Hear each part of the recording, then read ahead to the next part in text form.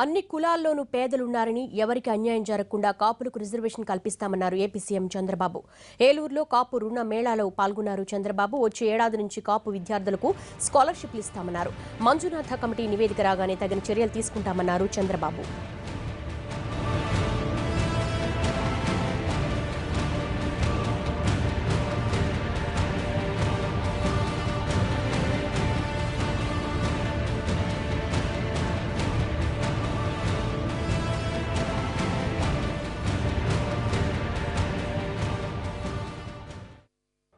వెనుక కాపులకి రిజర్వేషన్లు ఇవ్వడానికి ఒక కాల పరిమితి పెట్టాం. 9 నెలలు పెట్టాం.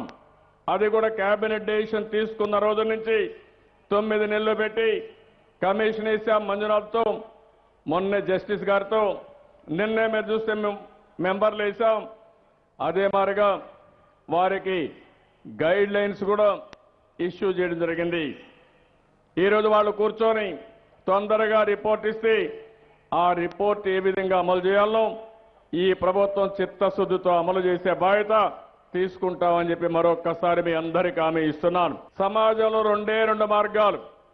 ఒకటి డబ్బులున్నవారి కులం, అది ఏ కులమైనా ఉండొచ్చు.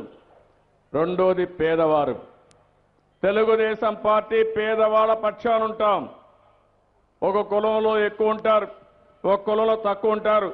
కానీ పేదవారు ఎక్కడుంటే అక్కడ తెలుగుదేశం పార్టీ ఉంటుంది.